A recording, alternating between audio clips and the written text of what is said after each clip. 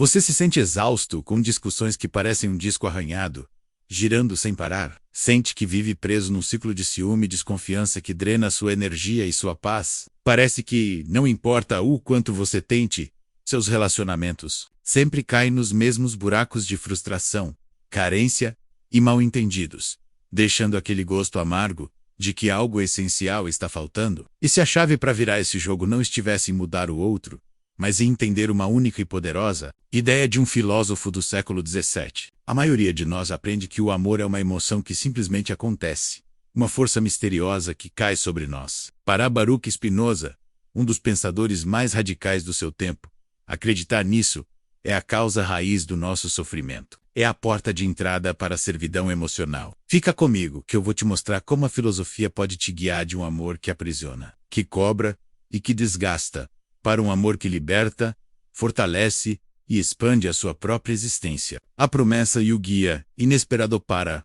achar essa chave, a gente precisa fazer uma viagem no tempo, até Amsterdã do século XVII, uma cidade que era um fervo de comércio e cultura, mas também de um controle religioso bem rígido. É no meio dessa confusão que a gente encontra um jovem chamado Baruch de Spinoza, nascido numa família importante de judeus portugueses que fugiram da Inquisição. Spinoza era um prodígio, desde moleque. Ele mostrava uma inteligência afiada e uma sede de conhecimento insaciável, mergulhando não só nos textos sagrados da sua tradição, mas também nas ideias revolucionárias de filósofos como René Descartes. Só que a mente de Spinoza era ousada demais para sua época. Ele começou a questionar dogmas que ninguém mexia: a natureza de Deus, a autoridade da Bíblia, a ideia de um povo escolhido. Suas ideias foram consideradas tão perigosas que a comunidade judaica de Amsterdã tomou uma atitude drástica. Em 27 de julho de 1656, aos 23 anos, Spinoza foi amaldiçoado, banido e expulso para sempre da comunidade que era todo o seu mundo. É fundamental sacar que esse momento não é só um detalhe biográfico. Foi o evento que forjou a sua filosofia. Spinoza foi abandonado por todos, por ousar pensar com a própria cabeça. Ele perdeu sua rede de apoio, sua herança, seus laços familiares. Diante desse isolamento brutal, ele podia ter se entregado ao desespero. Mas em vez disso, ele fez algo extraordinário. Dedicou o resto da vida a construir, usando a mais pura razão, um caminho para a felicidade e a liberdade, que não dependesse da aprovação de ninguém, mas apenas do entendimento da natureza e do nosso lugar nela. Ele virou polidor de lentes para sobreviver. Uma profissão humilde, que, olha que ironia, reflete perfeitamente sua missão filosófica: limpar a nossa visão, tirar as distorções que nos impedem de ver a realidade como ela é. E é por isso que esse cara, forjado no fogo da exclusão, se torna nosso guia. A filosofia dele, especialmente sua obra-prima, a Ética, não era um passatempo acadêmico. Era um manual de sobrevivência para alcançar a paz da mente num mundo caótico. Ele nos ensina que a liberdade de verdade não é fazer o que você quer, mas entender por que você quer o que quer. E essa lição, nascida da dor dele, é a base para revolucionar nossos relacionamentos. Hoje, o diagnóstico de Spinoza menos a anatomia das nossas emoções. Para começar a desvendar o segredo de Spinoza, a gente precisa primeiro entender como ele enxergava nosso mundo interior. A maioria de nós aprendeu a pensar nas emoções com uma régua moral. Amor é bom, ódio é ruim, ciúme é tóxico. Spinoza nos convida a jogar essa régua fora. Para ele, as emoções, ou afetos como ele chamava, não são defeitos nem qualidades. São fenômenos da natureza, tão inevitáveis quanto a chuva ou o vento. O ponto de partida de toda a sua psicologia é um conceito-chave, chamado conatas. Pense no conatas como a pulsão fundamental, a força vital que todo ser, de uma pedra a um ser humano, tem para continuar existindo e se fortalecer. É a bateria interna que alimenta tudo o que a gente faz. É, na essência, nosso desejo de viver e de ser mais. A partir daí, Spinoza identifica 3 afetos primários: os blocos de montar da nossa vida emocional, o desejo, a alegria, tristeza. O desejo é simplesmente a gente se dando conta desse conatas, dessa força interna que nos move. Agora, o mais importante para os nossos relacionamentos: alegria e tristeza. As definições de Spinoza são geniais. Alegria não é só estar felizinho. Alegria é qualquer experiência, qualquer encontro, que aumenta a nossa potência de agir, que fortalece nossos conatas. É uma passagem para um estado de maior capacidade. Quando você se sente alegre, Você literalmente tem mais poder para pensar e agir. A tristeza, por outro lado, é o oposto. É qualquer experiência que diminui a nossa potência de agir, que enfraquece nosso conatas. Quando você se sente triste, você está literalmente menos potente. Com esse trio em mente, Spinoza redefine o amor e o ódio de um jeito que muda tudo. O amor não é um sentimento mágico. A definição dele é quase matemática. Amor é uma alegria acompanhada da ideia de uma causa exterior. Vamos traduzir. O amor acontece quando sentimos nossa potência aumentar a alegria e, ao mesmo tempo, associamos esse sentimento a alguém ou alguma coisa à causa exterior. Quando a presença de uma pessoa, ou só de pensar nela, te faz sentir mais forte, mais vivo, isso é amor. O outro, nesse caso, funciona como um gatilho para o aumento da sua própria força. E o ódio, claro, é uma tristeza acompanhada da ideia de uma causa exterior. Acontece quando a ideia ou a presença de alguém drena sua energia, te faz sentir mais fraco, mais ilimitado. Essa perspectiva é uma revolução. Ela tira o amor do campo do mistério e o coloca na física das relações humanas. As pessoas na nossa vida não são boas ou más. Elas são causas de alegria ou de tristeza para nós. Um relacionamento saudável, para Spinoza, é um bom encontro. Um encontro que consistentemente aumenta a potência dos dois. Já um relacionamento tóxico é um mau encontro, onde um ou ambos se tornam causas constantes de tristeza, diminuindo a potência um do outro. O problema não é sentir tristeza, é ficar preso num padrão onde os encontros que nos diminuem viram a regra. 3. A origem do sofrimento nos relacionamentos. Ciúme, inveja e dependências. O amor é essa alegria que a gente sente. Porque ele tantas vezes vira a nossa maior fonte de sofrimento? A resposta de Spinoza é, de novo, assustadoramente lúcida. O sofrimento não vem do amor, mas de um amor passivo, baseado na imaginação e na ignorância sobre o que realmente o causa. Vamos pegar o ciúme, talvez a mais dolorosa das emoções. Usando as ferramentas de Spinoza, a gente consegue dissecá-lo. O Shumeiuma, vacilação da alma. Um estado instável onde somos puxados ao mesmo tempo pelo amor e pelo ódio. Pensa bem, quando você sente ciúme, você ainda ama a pessoa, a ideia dela ainda te traz alegria. Só que ao mesmo tempo você passa a odiá-la, porque a imagina ligada a outra pessoa. E essa imagem te causa uma tristeza profunda. A dor do ciúme vem da sua imaginação de um cenário que representa uma queda brutal da sua potência. Você imagina que o afeto, a alegria que você achava que era sua, está sendo desviada para outro. Isso te dá uma sensação de perda, de fraqueza. Seu conatar se sente ameaçado. A causa da sua alegria, a pessoa amada agora parece conectada a uma causa de ódio, o rival. E essa mistura é explosiva. O ponto crucial aqui é que a dor não vem do ato em si, mas da ideia que você forma sobre ele. O sofrimento é produto da sua imaginação. Isso nos leva ao conceito central de Spinoza sobre o sofrimento. A servidão das paixões. Quando nossas emoções são paixões, significa que somos passivos diante delas. Elas são causadas por coisas externas e a gente só reage sem entender o que está acontecendo. Num relacionamento, ser passivo significa que sua alegria e sua tristeza dependem quase que totalmente do que o outro faz, fala, ou sente.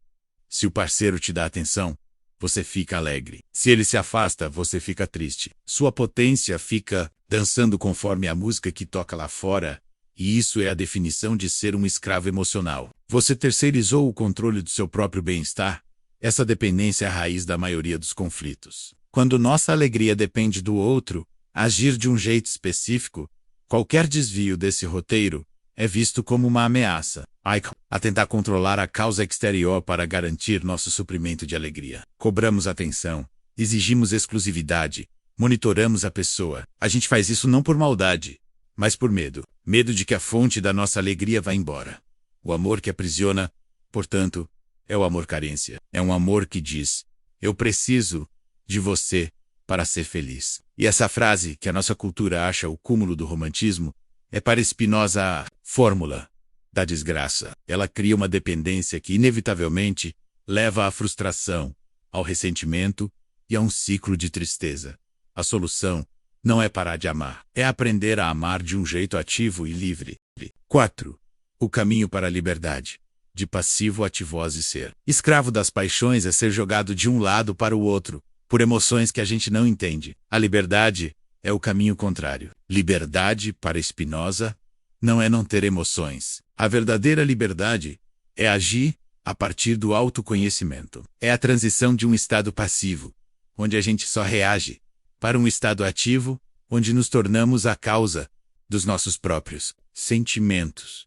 E como se faz essa mágica? A resposta de Spinoza é com a razão, mas calma. Razão aqui não é uma força fria que reprime as emoções. Pelo contrário, a razão é uma lanterna para iluminar as emoções. O lema de Spinoza era não rir, não lamentar, não detestar, mas compreender. Quando o ciúme bate, a reação passiva é explodir, acusar, se fechar. A ação racional é dar um passo atrás e investigar. É se perguntar o que exatamente e o ter sentindo tristeza. Por quê? Porque uma ideia me atingiu. Que ideia? A ideia de que se meu parceiro sai com outra pessoa, isso diminui meu valor. O que diminui minha potência? No momento em que você faz isso, uma coisa incrível acontece. A emoção, que era uma força cega, vira um objeto de estudo. Voca, crea, uma ideia adequada da sua apaixa. E quando você entende a causa real do seu ciúme, seu medo da perda, sua interpretação, a paixão perde a força. Ela não te domina mais, porque você a iluminou com a compreensão. Isso nos leva a um novo tipo de amor, um bi-amor ativo. O amor ativo não diz, eu preciso de você para ser feliz, mas sim estar com você aumenta minha potência, e eu ativamente celebro e busco, o que aumenta sua potência também.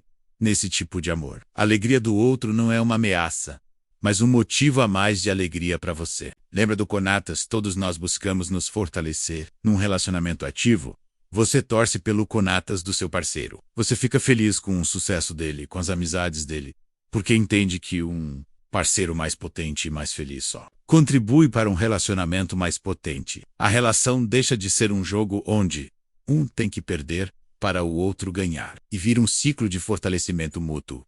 A união não é mais uma fusão de duas metades, mas uma aliança de duas pessoas, inteiras que juntas podem mais do que poderiam sozinhas. A liberdade do outro deixa de ser uma ameaça e se torna a base do relacionamento, porque a escolha de estar junto é renovada todo dia, não por medo ou necessidade, mas por uma alegria ativa e consciente. Esse é o amor que liberta. 5 ferramentas. Práticas spinozanas para o dia a dia. Isso tudo pode soar muito filosófico, mas a beleza de Spinoza está na prática. Ele nos deu uma caixa de ferramentas para nossa engenharia emocional. Então, como a gente aplica isso no meio de uma briga? Aqui estão 3 exercícios práticos. Ferramenta 1. O diário de afetos. Pense nisso como um mapa das suas emoções. Mantenha um diário, não para registrar o que aconteceu, mas para mapear o que você sentiu. Toda vez que uma emoção forte te pegar, raiva, ciúme, angústia, menos pare e escreva, mas use a estrutura de Spinoza. Primeiro, identifique o afeto. Estou sentindo uma tristeza gigante. Minha potência diminuiu. Segundo, a causa exterior. Isso aconteceu depois que meu parceiro disse que ia sair com os amigos e eu não fui convidado. Terceiro, e o mais importante, investigue a ideia por trás. A ideia que está me causando essa tristeza é: se ele prefere estar com outros, significa que não sou interessante, ou nosso relacionamento não é prioridade, ou tenho medo que ele encontre alguém melhor. Ao fazer isso, você pratica a criação de ideias adequadas. Você tira a emoção do piloto automático. Calm, ou tempo. Você vai começar a ver padrões nas suas interpretações e perceber que muito do seu sofrimento vem das suas crenças, não dos fatos. Ferramenta 2. A pergunta da potência essa é para usar no calor do momento. Quando sentir o impulso de reagir com paixão, gritar, acusar, fazer um comentário passivo-agressivo, pause, respire fundo por 3 segundos e se faça uma pergunta. Que aumentaria minha potência de agir agora? A reação impulsiva, nascida da tristeza, quase sempre diminui ainda mais a sua potência e a do outro.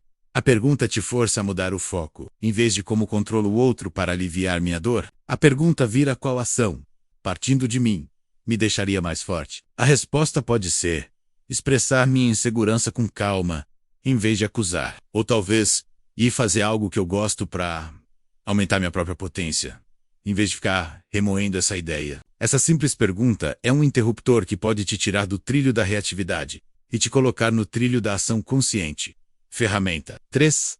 Praticar o amor ativo. Essa é uma prática para construir relações mais fortes. Faça um esforço consciente para identificar e apoiar o conatas do seu parceiro, amigos e família. Em vez de ver o crescimento deles como uma ameaça, veja como uma chance de alegria mútua.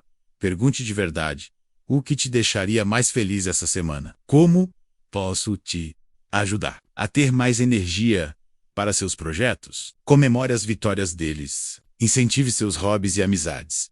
Quando você age para aumentar a potência do outro, o relacionamento se torna uma fonte mais constante de alegria para ambos. Você se treina para encontrar alegria na alegria do outro. Isso cria um laço poderoso, baseado em admiração e respeito, não em necessidade. É a expressão máxima do amor, como uma aliança de potências. Então, o que a gente tira de tudo isso? O remédio de Spinoza para o sofrimento nos relacionamentos não é uma pílula mágica, mas uma mudança profunda no nosso jeito de ver as emoções. Ele nos ensina que ciúme e carência não são provas de amor, mas sintomas de um amor passivo, baseado no medo. A liberdade não está em amar menos, mas em amar melhor, com mais consciência. A mensagem central é esta: a felicidade real num relacionamento não vem de encontrar alguém que nos complete, mas de construir laços que aumentem a potência de todo mundo. Vem de nos tornarmos a causa da nossa própria alegria e de aprender a ficar feliz com a força daqueles que amamos. Como o próprio Spinoza escreveu, a paz que a gente busca não é só a ausência de guerra. Nas palavras dele, a paz não é a ausência de guerra, é uma virtude que brota da força da alma. E essa força da alma, essa potência de agir, é algo que podemos cultivar, dia após dia. Se essa viagem filosófica fez sentido para você, se te deu alguma luz, deixe um comentário aqui embaixo contando qual ideia de Spinoza mais te pegou. E se quiser continuar explorando como a filosofia pode ser uma ferramenta prática para uma vida mais livre, se inscreve aí no canal e ativa o sininho. A gente se vê na próxima.